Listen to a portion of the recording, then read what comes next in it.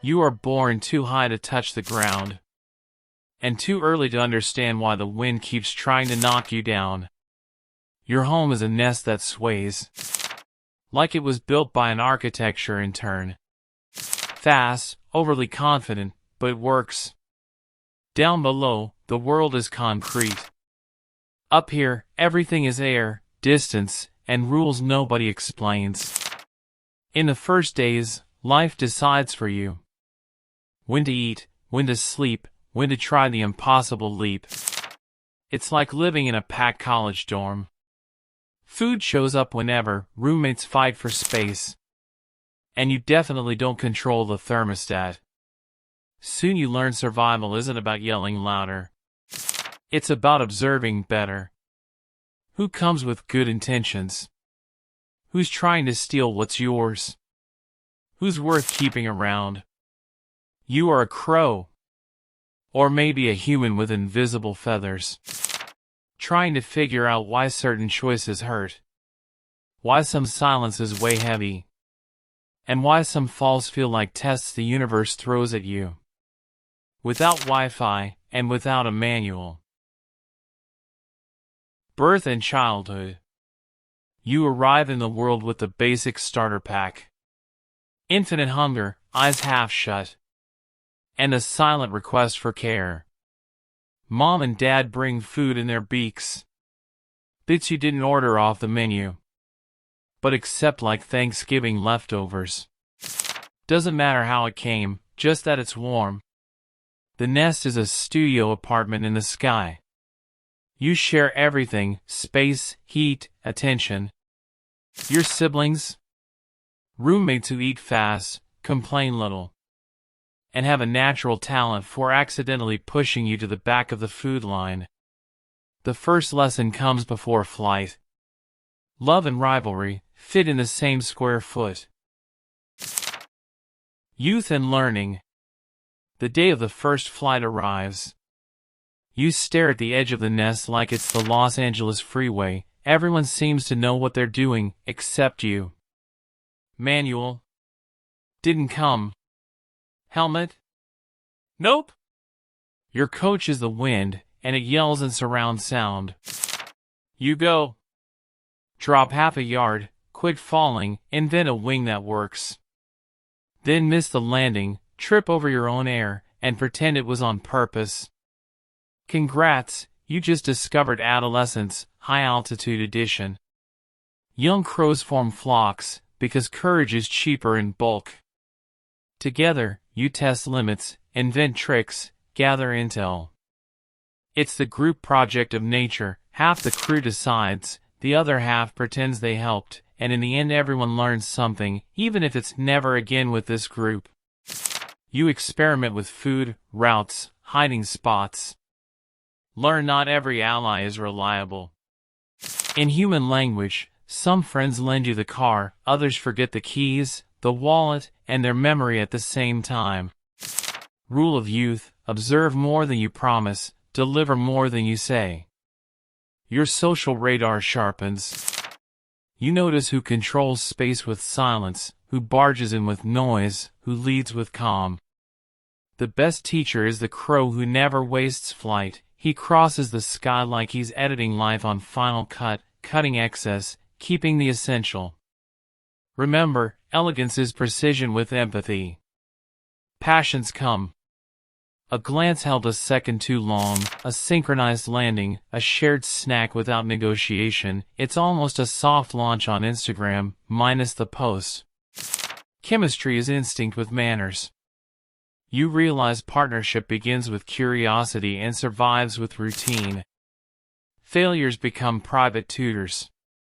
You try a shortcut and face an angry goal. Think New York pigeons with attitude. You try to optimize and lose the meal to a patient rival. Life pushes a notification. There's no hack for experience. Fear shows up dressed as caution. Sometimes it protects, sometimes it sabotages. The art is calibrating. In American English, bold isn't reckless, it's precise. Over time, you collect small wins, clean landings, safe routes, bait that fools only the gullible. This gives you something rare, quiet confidence. The human version smells like black coffee at 6 a.m., no sugar, but it powers the whole day. Last lesson of youth, independence isn't flying alone, it's knowing where to return when the wind turns. Family, flock, the few good ones, calling this a network is underselling it. It's portable shelter. Adult life and routine. Now flight is an extension of thought. You draw a line in the sky and follow it. Find food where before there was nothing, read air currents like road signs on the I-95. Precision isn't glamour, it's rent for the body. You choose a partner. Not to post a photo, but to split survival logistics, switch shifts, fortify the nest, feed chicks. It's marriage without a streaming service to save arguments, so you invest in what works, presence, cooperation, the look that says I saw you today. Routine is a cycle, search, protect, feed, watch.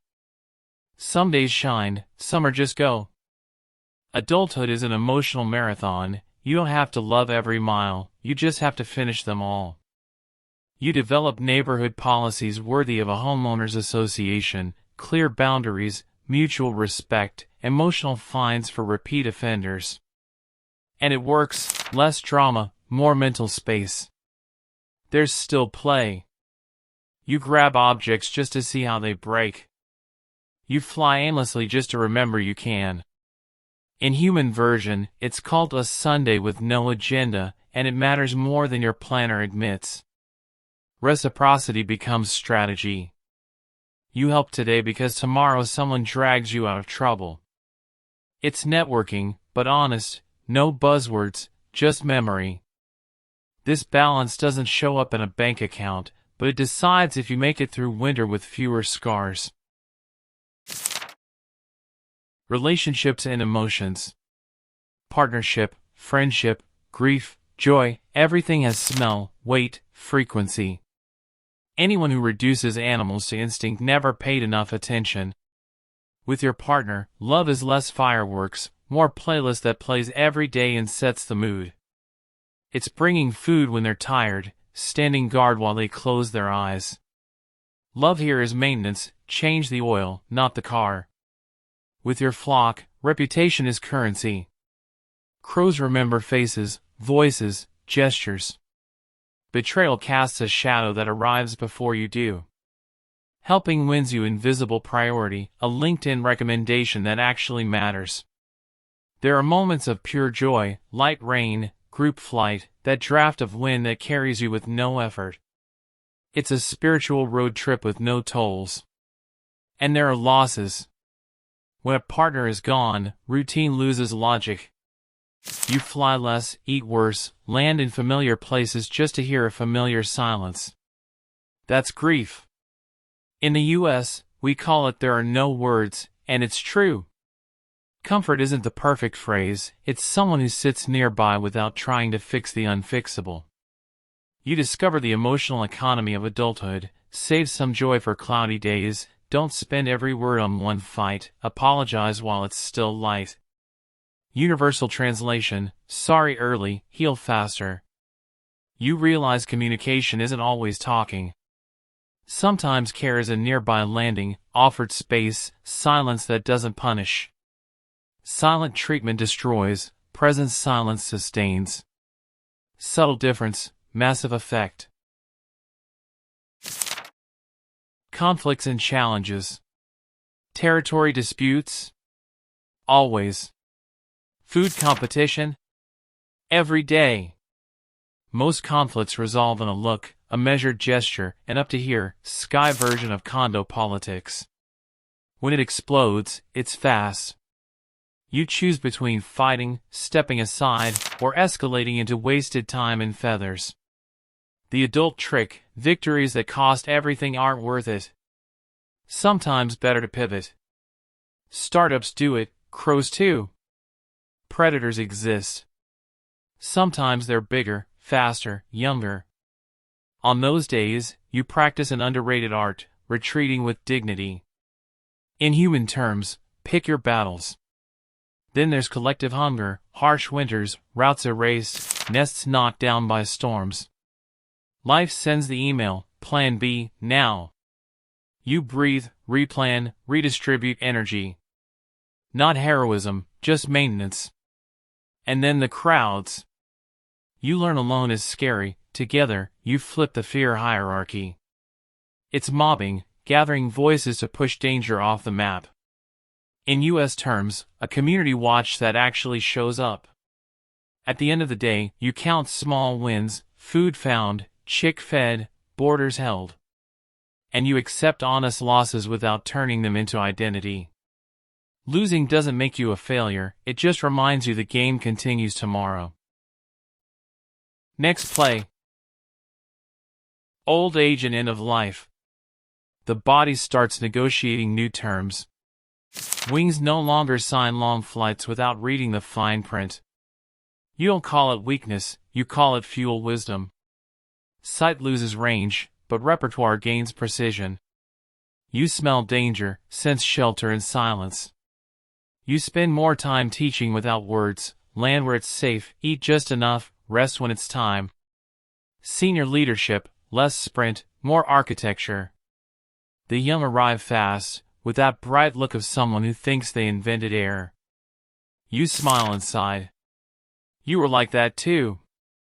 You show paths without humiliating, correct without spotlight, offer shade without charging mentorship fees.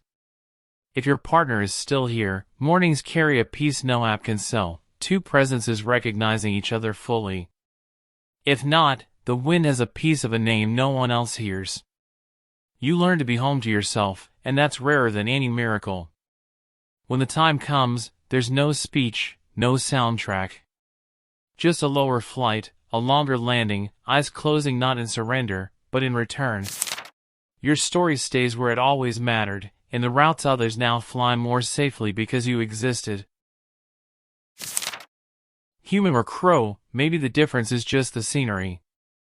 We too are born dependent, grow up fighting for space, learn to seek what we need, to keep what matters, to share what makes sense.